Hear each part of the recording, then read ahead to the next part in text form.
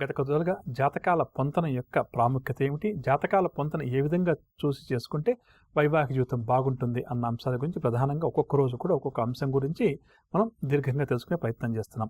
అందులో నేటి కార్యక్రమంలో సంతాన స్థానం యొక్క విశిష్టత, సంతాన స్థానాన్ని ఏ విధంగా మనం పరిశీలించేయాలి అన్న అంశాలు కొంతవరకు తెలుసుకున్నాం. ఈ రోజు మరికొంతగా తెలుసుకునే ప్రయత్నం చేద్దాం.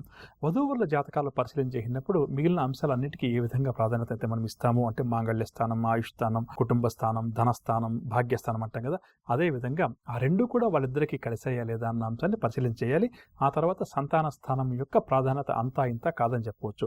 కాబట్టి వధువుల జాతకాల్లో సంతాన స్థానంలో ఇద్దరిలో ఎవరికైనా కూడా కావచ్చు, దంపతులకి నాగదోషం కానీ, లేకపోతే సంతాన స్థానం మీద శని, కుజ, రాహు ఇటువంటి చెడు గ్రహాల యొక్క ప్రభావం కానీ అధికంగా ఉండడం కానీ, కాలసర్పదోష ప్రభావం కూడా సంతాన స్థానాన్ని ప్రభావితం చేయడం కానీ, ఈ విధంగా ఉన్నప్పుడు ఏమవుతుందంటే వారికి సంతానం కలగడం కష్టమవడం, కొంతమందికి సంతానం కలగడం ఆలస్యం అవడం, మరికొంతమందికి సంతానం కలిగిన తర్వాత కూడా ఈ సంతాన స్థానాన్ని చెడు గ్రహాలు ప్రభావితం చేయడం వల్ల ఏంటంటే సంతానం మూలక చికాకులు జీవితాంతం ఉంటాయని చెప్పవచ్చు. మరికొంతమంది జాతకాలను మనం పరిశీలిస్తే దంపతులకు సంతాన స్థానంలో ఒక రకమైన దోషాలు, అంటే ఇక్కడ రకరకాల దోషాలుగా చెప్పవచ్చు, అలా ఉన్నప్పుడు ఏమవుతుందంటే సంతానం పెరిగి పెద్దదవడానికి, చదువుకోవడానికి వీటి ఎటువంటి ఆటంకాలు రావు, మంచి ఉద్యోగం ఇవన్నీ కూడా వస్తుంది. కానీ ఆ తర్వాత ఏంటంటే ఆ సంతానం మూలక చికాకులు తల్లిదండ్రులకు ప్రారంభమవుతాయని చెప్పవచ్చు. అంటే ఆలస్యంగా ఇవన్నీ కూడా తల్లిదండ్రులను ప్రభావితం చేస్తాయి. అంటే ఉదాహరణకు 60-65 సంవత్సరాలు వయసు వచ్చిన దంపతులు చూసుకుంటే వారికి సంతానం దాదాపుగా చెప్పాలంటే వివాహం సమయం, ఉద్యోగం సమయం, లేకపోతే వారి సంతానం కలిగే సమయంగా చెప్పవచ్చు. ఇక్కడ ఏంటంటే వారి జాతకంలో దోషం ఉన్నప్పుడు అది కూడా ఈ పిల్లల జాతకం మీద ప్రభావం చూపడం వల్ల ఏమవుతుందంటే ఆ సమయంలో తల్లిదండ్రులు సంతానం వల్ల చికాకులు ఎదుర్కొంటారు. అంటే ఉదాహరణకు చెప్పాలంటే పిల్లలకు పెళ్లి చేశారు, వారి వైవాహిక జీవితం బాగాలేదు, వారు కోర్టులు, పోలీస్ స్టేషన్లు గొడవల చుట్టూ తిరగాల్సి వచ్చినప్పుడు ఏం చేస్తారంటే జనరల్గా తల్లిదండ్రుల పేరు కూడా అందులో వారు రాయడం జరుగుతుంది. అప్పుడు ఏమవుతుందంటే తల్లిదండ్రులు కూడా ఆ వయసులో నిజంగా కూడా కోర్టుల చుట్టూ, పోలీస్ స్టేషన్ల చుట్టూ, జైలు చుట్టూ తిరగాల్సి రావడం కూడా నిజంగా కూడా ఇది చాలా చాలా బాధ కలిగించే అంశంగా చెప్పవచ్చు. ప్రశాంతంగా మనవాళ్లతోనో మనవరాలతోనో హాయిగా గడపాల్సిన సమయంలో వారు అప్పుడు పోలీస్ స్టేషన్ల చుట్టూ తిరగడం, కోర్టు కేసుల చుట్టూ తిరగడం, కొన్ని సందర్భాల్లో వారికి జైలు జీవితాన్ని కూడా వీరు పెట్టే కేసులో వాళ్ళు ఎదుర్కోవాల్సి రావడం నిజంగా కూడా ఇది బాధాకరమైనటువంటి, ఇబ్బంది కలిగించేటువంటి అంశంగా చెప్పవచ్చు.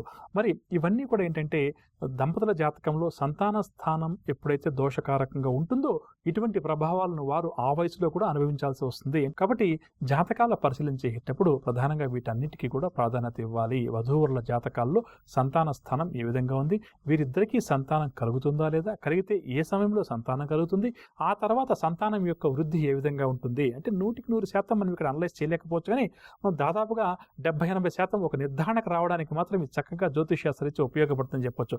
అప్పుడు మనం ఎవరైతే జాతకాల పొంతన చేయించుకోవడానికి సిద్ధాంతాల దగ్గరికి వెళ్తామో ఆ సిద్ధాంతాలు విడమని చెప్పాలి. అయ్యా సంతాన స్థానం ఈ అమ్మాయి జాతకంలో ఈ విధంగా ఉంది, లేదా ఈ అబ్బాయి జాతకంలో ఈ విధంగా ఉంది, చేయడం వల్ల ఇటువంటి ఇబ్బందులు వచ్చే అవకాశం ఉంది, మీరు ఆలోచన చేసుకోండి. అదేవిధంగా వివాహ పొంతన సమయంలోనే సంతానం కూడా వివాహమైన తర్వాత వెంటనే ప్లాన్ చేసుకోవాలి. కానీ ఈ మధ్య కాలంలో ఆలస్య వివాహాలు కాలమాన పరిస్థితుల రీత్యా, చదువు రీత్యా, ఉద్యోగాల రీత్యా, విదేశాలకు వెళ్ళే ప్రయత్నాల వల్ల 27-28 సంవత్సరాలకు అవుతున్నాయి. కానీ వారు కొంతకాలం ఏమంటారంటే మాకు ఈ మధ్య వివాహం ఏంటంటే మేము ఇంకా జీవితం. మనం గత కొద్ది రోజులుగా జ్యోతిష్శాస్త్ర రీత్యా జాతకాల పొంతన విషయంలో ఎటువంటి జాగ్రత్తలు పాటించాలి అన్న అంశం గురించి తెలుసుకుంటూ ఒక్కొక్క అంశం గురించి ప్రధానంగా తెలుసుకునే ప్రయత్నం చేస్తాం. అంటే ఏంటంటే ప్రధానంగా వివాహం అనగానే వైవాహిక జీవితం ఏ విధంగా ఉంటుంది, దాంపత్య జీవితం ఏ విధంగా ఉంటుంది, వారిద్దరూ కలిసి సంతోషంగా ఉండగలుగుతారా లేదా, అదేవిధంగా తల్లిదండ్రులను వారు ఏ విధంగా చూసుకుంటారు, ఇటువంటి అంశాలు, సంతానం కలుగుతుందా లేదా, సంతానం వల్ల చికాకులు ఏమైనా ఉన్నాయనేసి ప్రధానంగా మనం ఇటువంటి అంశాలను ఎక్కువగా కూడా పరిశీలన చేస్తుంటాం. కాబట్టి దానికి సంబంధించిన విషయాలు ప్రతిరోజు కూడా కొద్దిగా వివరించే ప్రయత్నం నేను చేస్తున్నా చెప్పవచ్చు. అందులో భాగంగా గత కొద్దిగా మనం ప్రధానంగా సంతాన స్థానం గురించి మనం తెలుసుకునే ప్రయత్నం చేస్తున్నాం. ఎందుకు చెప్తాను ఈ విషయం అంటే ఈ మధ్య కాలంలో విడాకుల కేసులు ఏ విధంగా అయితే ఎక్కువ అయ్యాయో అదే విధంగా సంతానం లేక దంపతులు కూడా ఎక్కువగా ఇబ్బంది పడే వారిని కూడా అధికంగా గమనించవచ్చు. సరే, చిన్న జాతకాల్లో దోషాలు ఉండొచ్చు, లేదా ఆరోగ్యపరమైన దోషాలు ఏదైనా ఉన్నప్పుడు వైద్యుల దగ్గరికి వెళ్ళినప్పుడు వారు ట్రీట్మెంట్ ఇచ్చినప్పుడు ఏంటంటే మనం ఆ తర్వాత ఆ ట్రీట్మెంట్ ఫలించడం, సంతానం కలగడం ఒకటైతే, చాలామంది కొన్ని లక్షల రూపాయలను ఖర్చులు పెట్టినప్పటికీ హై ఎండ్ ట్రీట్మెంట్స్ అంటాం కదా, సంతానం కోసం వెళ్ళినప్పటికీ కూడా సంతానం కలగకపోవడం కొంత ఇబ్బంది కలిగించే అంశం అయితే, మరికొంతమంది మనం పరిశీలించేసినప్పుడు ఏంటంటే వారు శాస్త్రరీత్యా కానీ భగవంతుని పట్ల ఉన్న విశ్వాసంతో కానీ పూజాది కార్యక్రమాలు నిర్వహించినప్పటికీ కూడా వారికి కూడా సంతానం కలగకపోవడం ఇది మరింత బాధించే విషయంగా చెప్పవచ్చు. ఆ సమయంలో దంపతులు ప్రధానంగా మనసులో ఏం ఆలోచనలు వస్తాయంటే దేవుడే దేవుడే లేడు, దేవుడు ఉంటేనే ఇన్ని పూజలు చేస్తున్నా కదా, మరెందుకు నాకు సంతానాన్ని ఇవ్వడం లేదని, లేకపోతే వైద్యశాస్త్రం ఇంత అభివృద్ధి చెందింది అయినా కూడా సరే ఎందుకు నాకు సంతానం కలగలేదు, ఇన్ని ట్రీట్మెంట్స్ తీసుకుంటా అని చెప్పి కూడా ఆలోచనలు రావడం, నిరాశలోకి వెళ్ళడం సాధారణంగా జరిగే అంశంగా చెప్పవచ్చు. వివాహం అయిన తర్వాత ఎన్నేళ్లు ప్రయత్నం చేసినా సంతానం కలగకపోతే ఆ తర్వాత జ్యోతిష్య పండితులను సంప్రదించడం, పరిహారాలు పాటించడం లేదా మెడికల్ పరంగా ట్రీట్మెంట్స్కి వెళ్ళడం ఒకటైతే, ఈ విషయం గురించి నేను ప్రధానంగా ఏం చెప్తాను అంటే, జాతకాల పొంతన చేసుకునే సమయంలోనే మనం జాగ్రత్త వహిస్తే వధూవరుల ఇద్దరి జాతకంలో కూడా సంతాన స్థానాలు ఏ విధంగా ఉంది, వీరిద్దరికి సంతానం కలుగుతుందా లేదా, కలిగితే ఏ సమయంలో కలుగుతుంది, ఒకవేళ సంతాన ప్రయత్నాలు చేసుకుంటే ఏ సమయం వీరికి అనుకూలంగా ఉంది అన్న విషయాల గురించి కూడా మనము జాతకాల పొంతన చేసే సమయంలో ఒక చక్కటి అవగాహనకు వస్తే సరిపోతుంది. ఆ తర్వాత వారి జాతకాన్ని పరిశీలన చేసుకునే ముందు కానీ, పరిశీలన వివాహమైన తర్వాత కానీ కుజదోషం ఉందా, కలసర్ప దోషం ఉందా, చెడు గ్రహాలు ఏవైతే కుజుడు కానీ, శని కానీ, రాహు లాంటి గ్రహాలైన దంపతుల యొక్క ఇరువురు జాతకాలని ప్రభావితం చేస్తున్నాయా, దానికి సంబంధించిన పరిహారాలు ఏది తీసుకోవాలి, నాగదోషానికి సంబంధించిన ఏదైనా ఉందా, లేదా నాగ ప్రతిష్ఠ లాంటిది ఏదైనా చేయాలా, లేదా కాలసర్పదోష పూజలు చేయాలనే ఒక నిర్ధారణకు వచ్చి దానికి సంబంధించినటువంటి సంతాన ప్రయత్నాలు చేసుకోవడం ఒకటైతే, సాధ్యమైనంత వరకు కూడా, ఎందుకంటే వివాహం తర్వాత ప్రధానంగా మనం పరిశీలించే అంశం సంతానమే కాబట్టి, వంశాభివృద్ధికి అందరం కూడా కోరుకుంటాం కాబట్టి, అక్కడ కూడా మనకు అసంతృప్తికరమైన జీవితం ఏర్పడే అవకాశం ఉంది కాబట్టి, వాటిని అధిగమించడానికి సంతాన స్థానాన్ని ఇద్దరి జాతకాల్లో కూడా లోతుగా అధ్యయనం చేసుకుంటూ, ప్రధానంగా సంతాన కారకుడిని గురుగ్రహంగా చెప్తుంటాం. గురువు వారిద్దరి జాతకాల్లో ఏ విధంగా ఉన్నాడు అన్న అంశం, దాంతోపాటుగా వారి వ్యక్తిగత జాతకాల్లో సంతాన స్థానం మీద ఏ గ్రహాల యొక్క ప్రభావం చెడుగా ఉంది అన్న అంశాన్ని కూడా పరిశీలన చేసి జాతకాల పొంతన చేసుకున్నప్పుడు ఏంటంటే, ఒకరి జాతకంలో సంతాన స్థానం బాగున్నప్పుడు ఇంకొకరి జాతకంలో కూడా బాగుంటే అది చాలా మంచిది.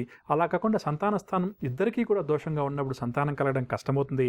ఒకవేళ సంతాన స్థానం ఒకరికి దోషంగా ఉన్నప్పుడు ఇంకొకరికి సంతాన స్థానం స్ట్రాంగ్గా ఉన్నప్పుడు ఏమవుతుందంటే, కొన్ని పరిహారాల ద్వారా కానీ, కొన్ని మెడికల్ ట్రీట్మెంట్స్ ద్వారా కానీ వారికి సంతానం కలుగుతుందని చెప్పొచ్చు. కానీ ఇక్కడ మరొక అంశాన్ని పరిశీలించాల్సింది ఏంటంటే, ఉదాహరణకు స్త్రీకి కానీ పురుషుడికి కానీ ఒకరికి సంతాన స్థానం బాగుండి మరొకరికి సంతాన స్థానం బాగున్నప్పుడు వారిద్దరికీ సంతానం కలుగుతుందా లేదా అన్న అంశాన్ని కూడా జ్యోతిష్శాస్త్రరీత్యా వివాహ పొందన సమయంలో పరిశీలన చేయాలి. అంటే ఇక్కడ ఎందుకు చెప్తాను ఈ విషయం అంటే, ఒకవేళ వారికి సంతానం కలగలేదనో ఇతరత్ర కారణాల వల్ల విడాకుల దాకా వెళ్ళారనుకోండి, మరొక వివాహమైన తర్వాత వారికి సంతానం కలగవచ్చు. కాబట్టి ఈ విషయాన్ని కూడా క్షేత్రస్థానం, బీజస్థానం అంటుంటాం.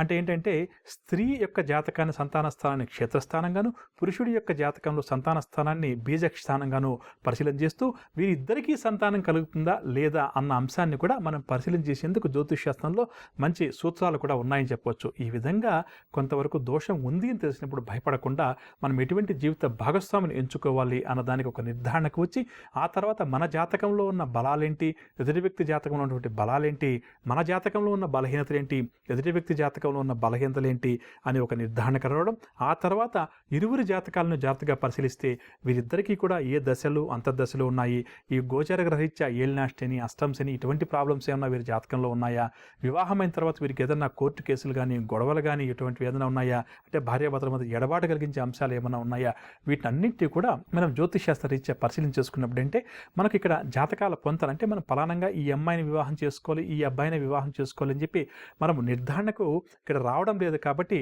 మంచి సంబంధం కుదిరినప్పుడే మనం చేసుకుంటాం కాబట్టి, ఇక్కడ ప్రధానంగా ఈ బాధ్యత తల్లిదండ్రులుగా చెప్పవచ్చు. కాబట్టి తల్లిదండ్రులు ఇటువంటి విషయాల్లో వధువుల జాతకాల పొంతన విషయంలో ఏమాత్రం కూడా నిర్లక్ష్యం వహించకుండా, ఏమాత్రం కూడా తెలిసి తెలియనటువంటి దీంతో జాతకాల పొంతన చేసేసామంది బాగుందని చెప్పి అనుకోకుండా జాగ్రత్తగా లోతుగా అధ్యయనం చేసి ముందుకు వెళ్తే ఆ పిల్లల యొక్క వైవాహిక జీవితం, సంతానం యొక్క పరిస్థితి చక్కగా ఉంటుంది. దీనివల్ల కూడా ఏంటంటే తల్లిదండ్రులు భవిష్యత్తులో ఆనందంగా గడపగలుగుతారు. లేకపోతే మాత్రం మరిన్ని ఇబ్బందులు ఎదుర్కోక తప్పదని చెప్పవచ్చు.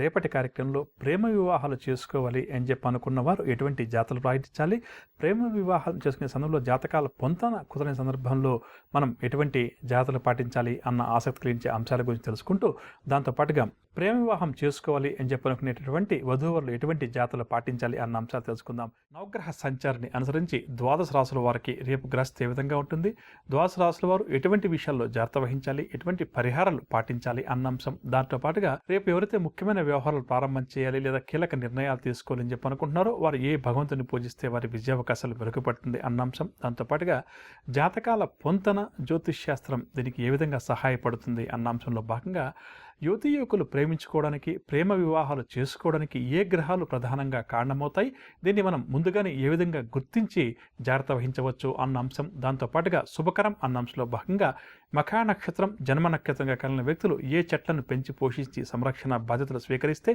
వారికి ఎటువంటి అనారోగ్య సమస్యలు తొలగుతాయి అన్న అంశాలు.